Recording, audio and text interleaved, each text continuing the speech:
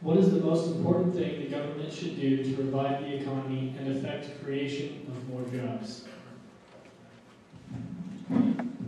Two things. I think we need, in a very, very broad sense, two signals that the government should send to the markets. And I should say that mostly what government can do is get the heck out of the way of entrepreneurs.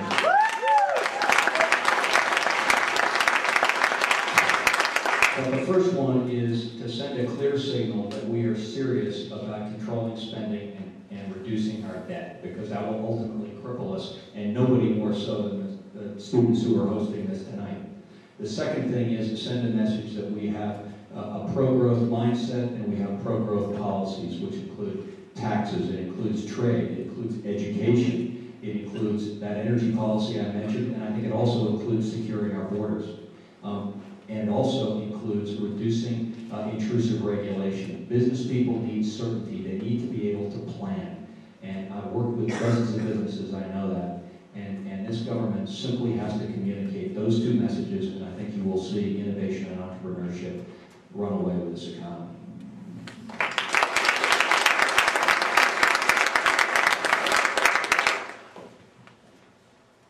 My proposal is to audit and/or end the Federal Reserve to stabilize the currency. It's tough to invest if you don't know what the market's going to do, and if everybody's trying to game the system and pump money in to just keep it all inflated, you never know there's going to be a crash. So people are afraid to launch businesses or make investments in capital goods. So let's get to the government knowledge, open up the free market. Economic growth. You know, John F. Kennedy said in 1962 that the single largest thing the federal government can do to aid economic growth is to cut the fetters of private initiative. That's the key. That's the key. Economic growth. And how do we do that? Well, I talked about a few of these things earlier today. We need to cut the corporate tax rate down from 35%. In 2004, when we cut it to just over 5%, we saw over $350 billion in offshore earnings repatriated into our country. That's the type of effort we need to put Americans back to work and make investments in innovation that continue to make America our market and technological leader.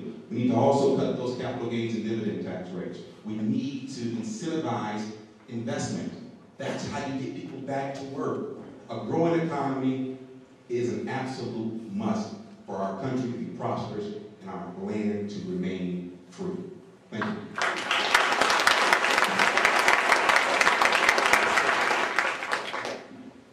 Ryan's right. Ryan's right, but there's one thing that we're missing. It's the 78,000 pages of regulations that are put on the small businesses and the farmers and the manufacturers around this country. If we just took some of the chains off of our entrepreneurs and get rid of some of these regulations that are impeding them, I think that's the right word, isn't it? Yeah. From creating businesses, taking a chance, taking a risk. That's what made this country great. Back before we got into this over-regulation business, we did not have this problem.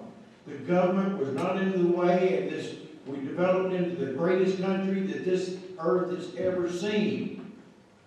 And we're stifling them with the regulations. We need to address the regulations.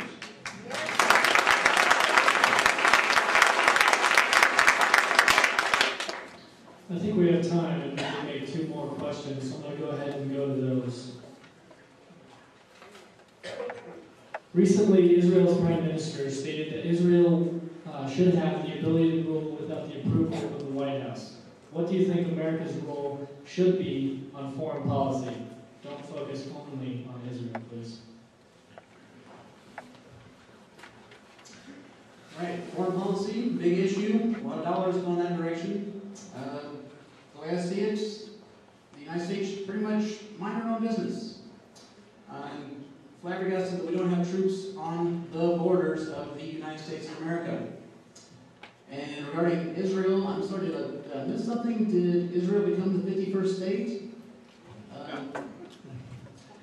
They've been stomping on the Palestinians since 1947. And if there's some ramifications to that, so be it. Yeah, to get the troops back to the United States and our borders to keep our country safe. Well, thank you. As someone who's worn a uniform and served our country 5 years as a member of the United States Navy, I take foreign policy very seriously. Let me just say with respect to Israel, I believe Israel has an unconditional and unwavering right to defend itself. Period.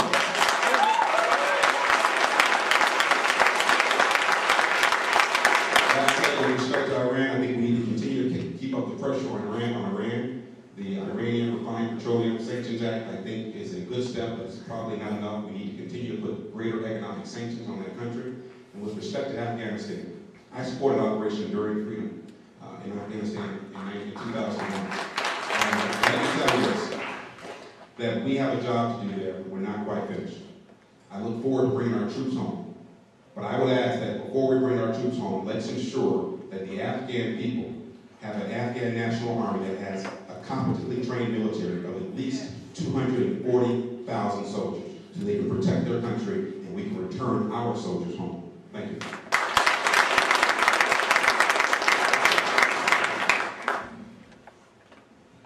Israel is a sovereign nation and has been an ally of ours for a number of years. And I'm not real sure, everybody said, well, let Israel and Iran fight it out. Let Iran go ahead and build a nuclear bomb, and if they bomb and blow Israel off the face of the earth, I don't know how many of you were comfortable of the pictures after the Holocaust at the end of World War II. I don't want to see those pictures anymore. But we don't have a right to get in and tell Israel that they can't build a house just because that's their land. I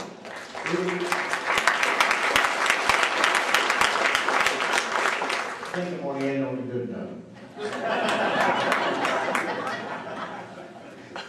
I've been all around the world, including spending quite a bit of time in the Middle East, including in Iraq, including in Israel, a number of times, both with the military, and I happen to have relatives there as well. So I have some strong views about that. I think, first of all, our foreign policy should be proud of American exceptionalism.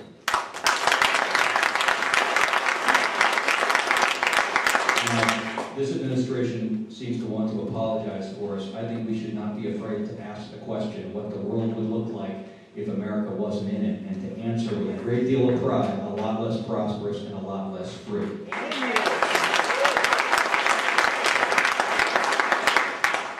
And yes, I think the policy towards Israel is flawed in a number of respects, and I think the administration is going to come to regret it. The fact that Syria seems to be moving missiles into southern Lebanon now is quite a reward for this policy. I say that with sarcasm. I think we should be much tougher on the Iranians. I think we need to keep a very close eye on Russia. And I believe we should stay the course in Iraq and Afghanistan, and we have work to do in the Horn of Africa and in places like Yemen. We need to focus on destroying and eliminating threats overseas before they threaten us here.